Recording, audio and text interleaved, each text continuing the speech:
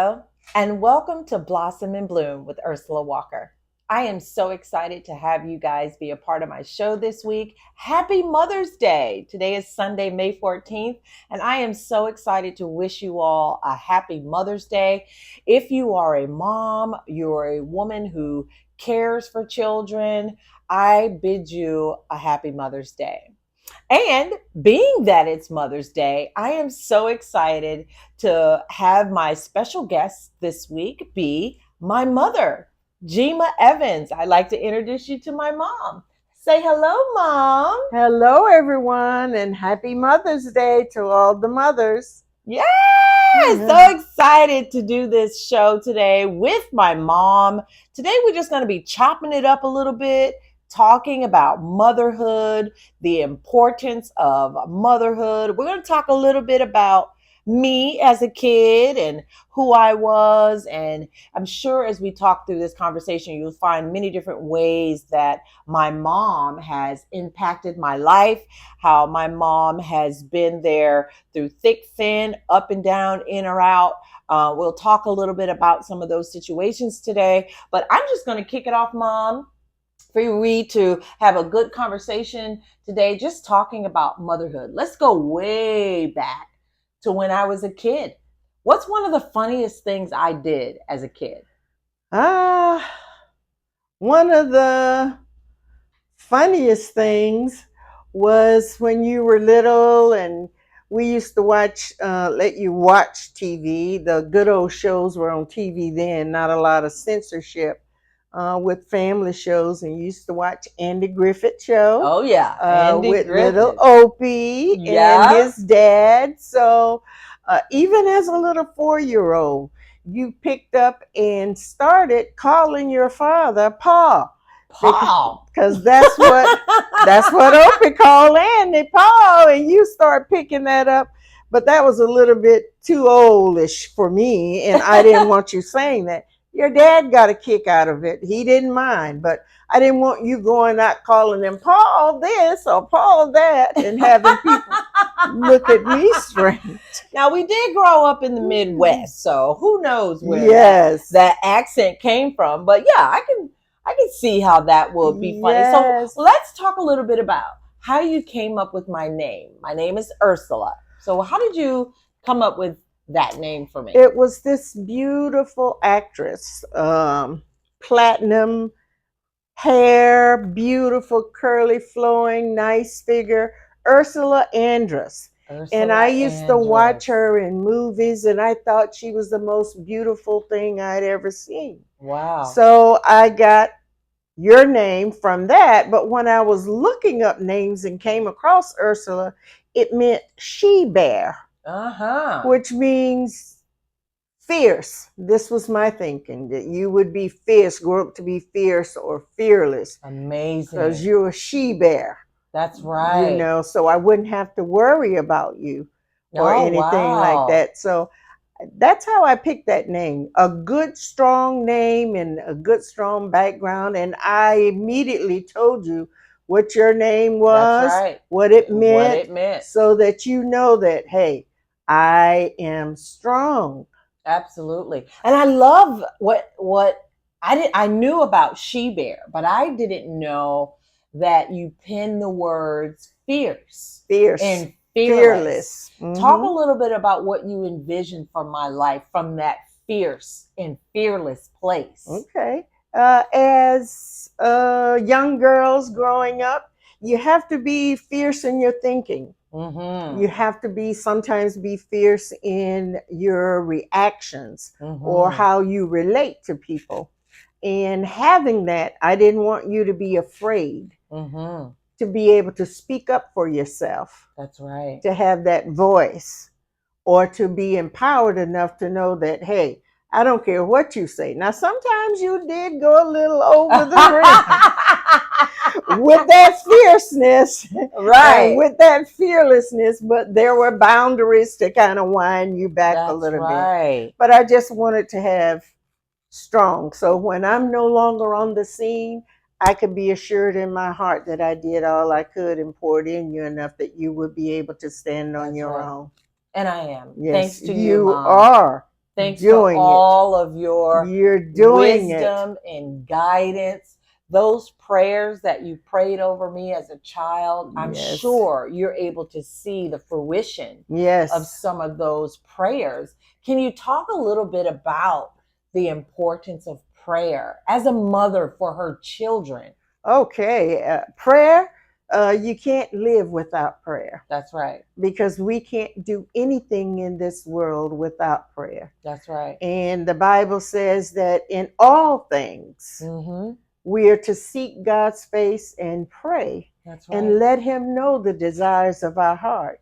That's and right. then he will give us those things because he promised that all our needs will be fulfilled. That's right. He would never leave us, so we're not going to be lonely. Lo, I will be with you always. That's all right. of those. It's enough to keep your soul satisfied and confident in knowing no matter what I'm going through, That's I'm right. not alone. That's right. So That's prayer amazing. is really important. That's right. Yes. Prayer is important. Even as a mom for me, just developing that prayer life in specifically for my girls. Now, you know, your grandbabies, my girls, they're 27 and 23 now.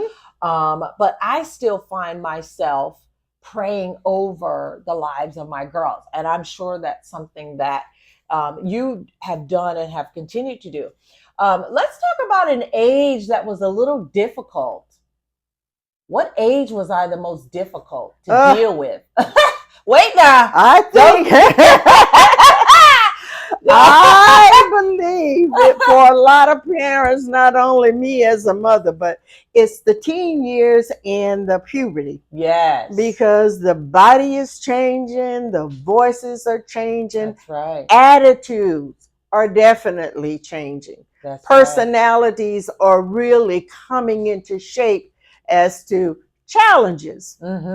So we have to be careful how we handle that. Yes, we want to encourage, free speech, to speak, but at the same time, there are some boundaries as to how that free speech is going to happen. Absolutely. Or whatever. So just kind of cultivating that kind of spirit so that, kids feel safe.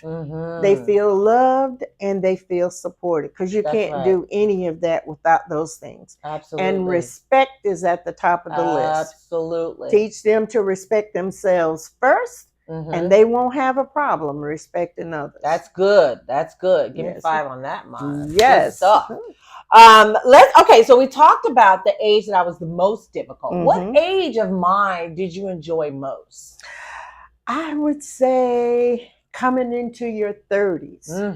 It finally hit you that, oh my God, I'm 30. I remember that. Everybody think when you turn 30, your life is over. Oh no, it was a terrible 30s. But the 30s happen for you as your evolving years. That's right. You done played around in your 20s and had a good time. You done been rebellious during your puberty. Now you're settling into who you really are. Right. Defining who you really are, your personality, what you're going to stand for, and setting those standards. And all the way up into your age now. That's right. You're in your 40s. That's right. It just keeps evolving. But as it evolves, it's a growth process for you. I've seen you grow out of that shy little girl, dependent. I can't do this or I can't. To like, hey, what you need me to do? Take over. Hey, walk into a room like, hey, I command this room. Wow, you see that, huh? Yes, I see all of that. Wow, that's awesome. Yeah, from the 30s to the 40s, you kind of settle down a little bit. Right. With a lot of things. Emotionally, spiritually, because things begin to come into focus. Sure. That you didn't understand before. Absolutely. There was an enlightening time that occurred. And you spoke about that growth process. What is the role of a mom in their children's lives as they're on that growth track? What are some of the ways we as mothers can continue to support our children as they're growing? Right. Nurturing. loving them unconditionally, no conditions, loving Yep. them unconditionally, supporting them. Mm-hmm. Start asking them about their dreams, That's their true. aspirations. Reinforce those things. Mm-hmm. And mothers have to have a acute ability to see what or hear what is not being said. Ooh. So, a number one thing mothers need to do is to learn how to listen. Woo! I know we know how to talk, but we need to learn how to listen, That's right. observing behavior, watching to see how what I can do because this doesn't look right, Mm-hmm. so that you can intervene, so Mm-hmm. that you can redirect, That's right. and then continue that growth and support process That's forward. so good. That is Yes. great news. So tell me what you find to be the best thing about being a mother. Ah, the best thing about being a mother is being blessed by God to bring forth a new life into this world. Yeah, God said in the Great Commission, go forth and procreate that's and right. multiply. Now, I That's don't right. know about all that multiplying, Lord, I don't just a know how little far bit we at gonna a get on time. that.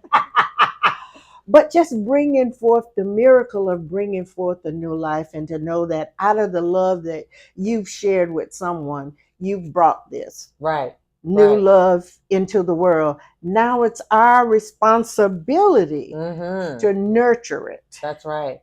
to feed it, That's to right. clothe it, That's to right. protect it, That's to right. do all of those things so that they can grow up healthy, Mm-hmm. Mm-hmm. strong, Mm-hmm. so Mm-hmm. that then they can Mm-hmm. one day be parents and have a good background on, I saw my parents do this or I saw my parents do that. So, Right. That's so oh, important. Get the tears, emotional. tears. It's a blessing, and I've Yeah. been blessed not only with one, my first, Right. but three beautiful ones. That's right. Yes. Right. Now, I share the story open and candidly about when I was 15, my parents divorced.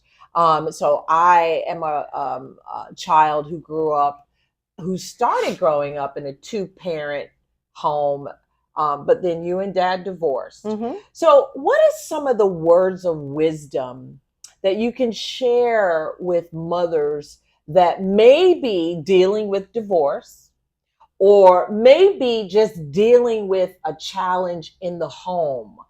And what are some ways that mothers can help the impact or help lessen the impact of divorce or of those familial challenges that may befall a family? Mm, that's a tough one. And at the forefront of that, I'm going to have to say love Mm, and mm-hmm, support. mm-hmm, You've got to be able to communicate mm-hmm, what is mm-hmm, going on in an honest way, mm-hmm. so that you're not condemning, That's right. so that you're not putting down. Mm-hmm. You're reinforcing that, hey, even though we have to live separately from each other, the love that we have from you, there's no separation. That's right. We still love you, and you're still going to be cared for Mm-hmm. by both of us at Mm-hmm. different points Mm-hmm. in time. But we want you to feel safe. Right. So you've got Right. to communicate that. You've got to ask questions. Sure. You've got to, for me, to make sure that happened, I was not in a point where I could explain it all. So Right. I sought counseling, That's right. not only for myself to help myself through it. It's very stressful. Right. And if it's stressful for the parents, it's doubly stressful for the children, That's right. because lots of times children believe it's because of them that they've done something wrong, or Mm-hmm. that this happened because I didn't do what I was told, or what. It has Mm-hmm. nothing to do with that. Right. So you have to reinforce and let kids know that this is not your fault. That's right. That's This so is a important. decision that we've come, and that we're agreeing to separate rather than make it volatile and stay together. That's right. But we can still love and respect one another. That's right. Yeah. I'm still your mother. That's right. Your dad will still be your dad. That's right. So that hasn't changed. Right. So we just do that. That's good. Yes. I'm glad you just said it simply. Just love. Just love them. And start from a place of support. So earlier you mentioned how it's really important for mothers to be really good listeners. Yes. Really being able to have the keen ability to do some really good active listening as it relates to being a mom, dealing with children, rearing children, helping them grow up. What about what words can you share with mothers on how to hear the heart of your child? How can mothers do that?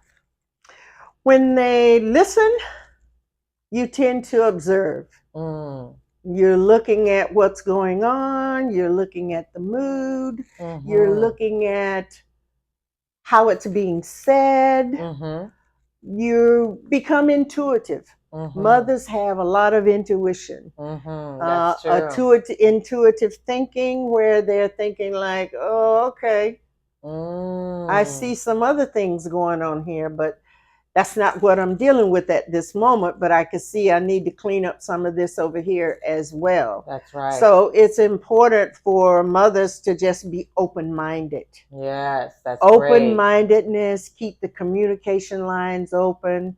Love as much as you can. Yeah. Share it. That's what love is for. Yeah. It's no good when you just keep it to yourself. It has to be shared. That's right. And when you share it, then you're going to get that respect. That's right.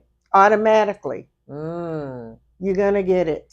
That's right. Now, what would you say about the parents or mothers who have maybe dealing with some difficulty with their children as it relates to respect? You mentioned earlier that difficult age, that teenage years, the puberty phase. How can you ensure that children remain in that childlike space with respect? Right. Ensuring that they know that you're changing and growing, but respect is important. How do you continue to relay that message in the periods of time when it's difficult? It's gonna be difficult a lot of the times. That's what's no matter what, so challenging about puberty. Right. But you have to set boundaries. Okay, and boundaries. You have to set clear boundaries. And I'm not saying you wait until something happens and then no. Right. You have to let kids know that, hey, this is what the expectations I have for you. I expect to you when I talk to you, I expect for you to listen. Right. If I call your name, I expect for you to answer me. Right. And I don't want to hear yeah, huh, no, whatever. It needs to be yes, ma'am. Now that's how I was brought up. And how I was brought up. We are moving. New society is moving away from that. But however, when you set those boundaries to let kids know up front what the boundaries are, now if you go over that boundary, this is what's going to happen to you. You know, parents used to say, if you go down there and hit that big wall, you're going to hit your head. It's going to hurt. You know, give them an example. Okay. You do this, this is what's going to happen. No ifs and or buts about it. That's right. And I won't have to say, what did you do? Right. I won't have to ask you, what would you do? I want you to tell me what you did. Right. And that's going back again to that safe space. Reinforcing that safe space. That's right. Yeah. Now, I'm the oldest of three. I have a younger sister. We're 2 years apart. My brother and I are 6 years apart. So it's three of us, but you have two daughters, one son. So are there any differences from raising and rearing girls than it is from raising or rearing a boy child, a man child? Oh, absolutely. Oh, let's hear it.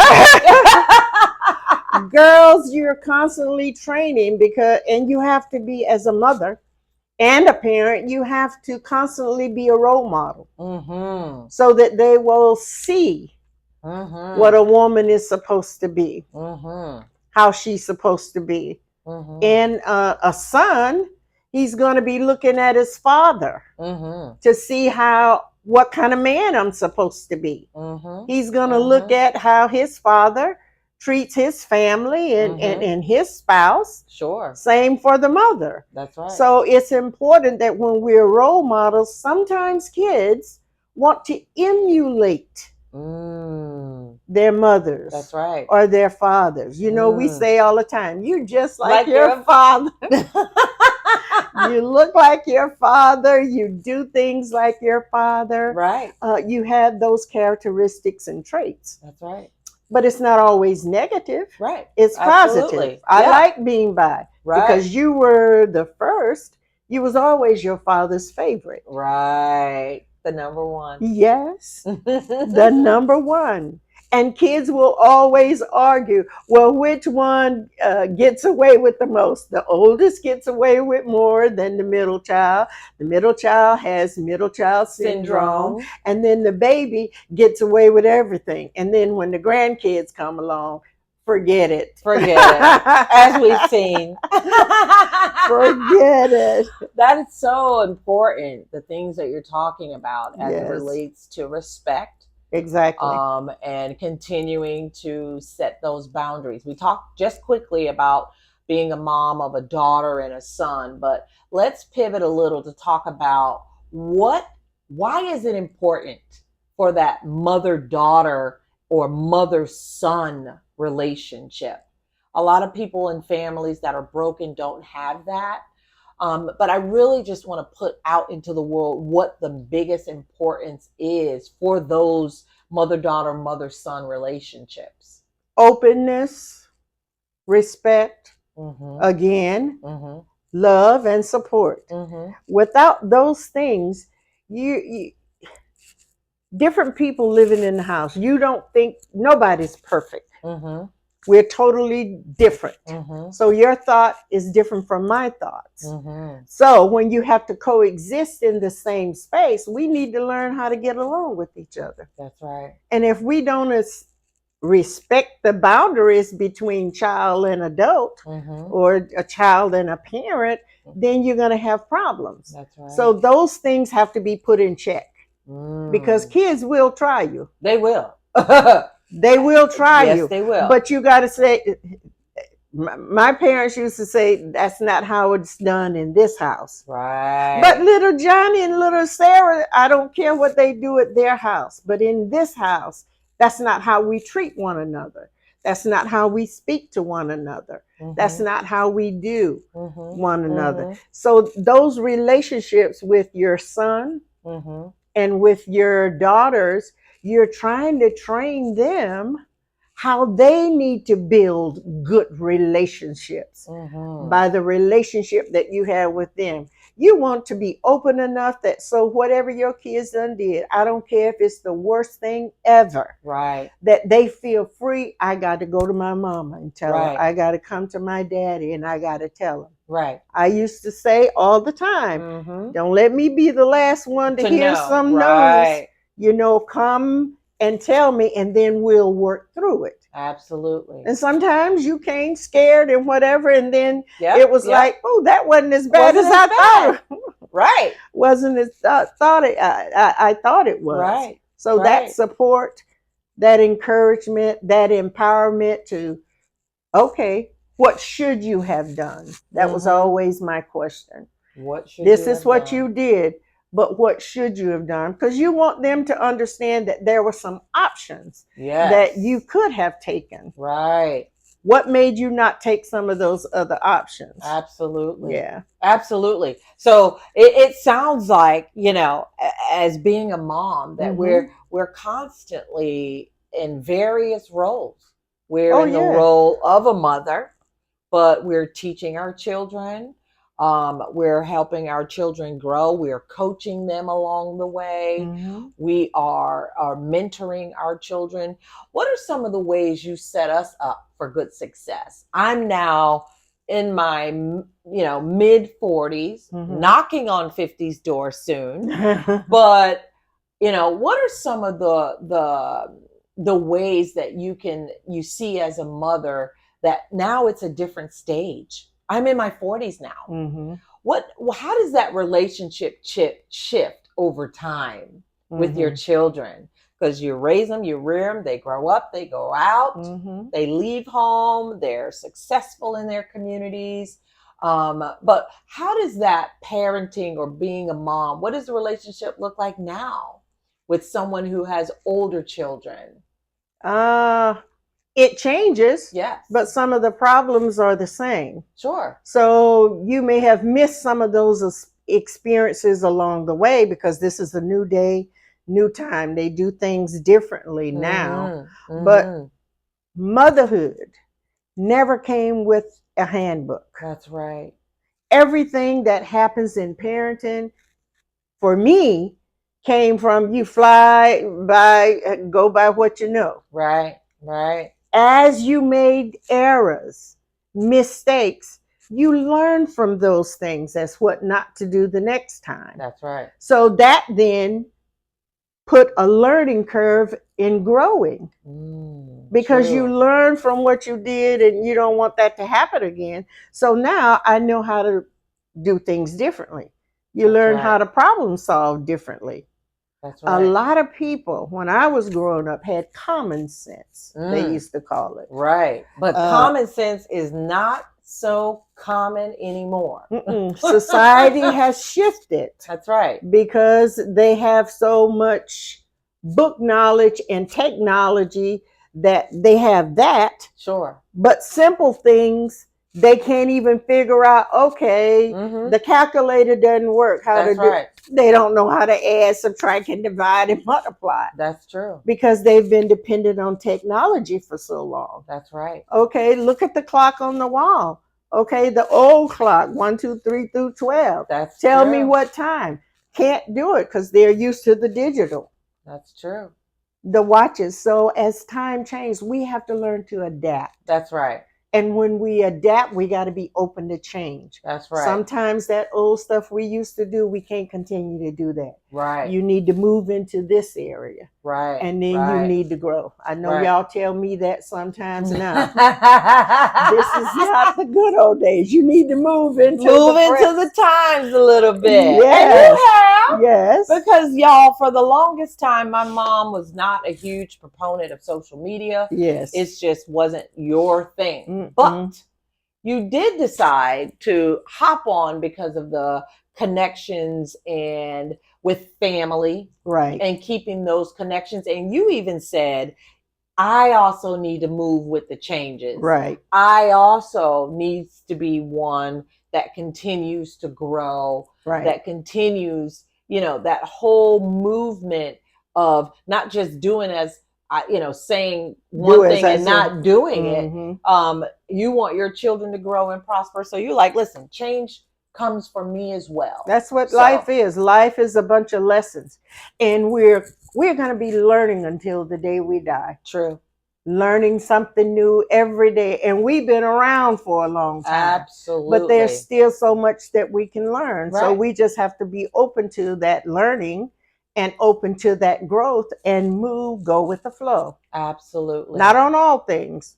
Not on all things. That's the caveat. Not on all things.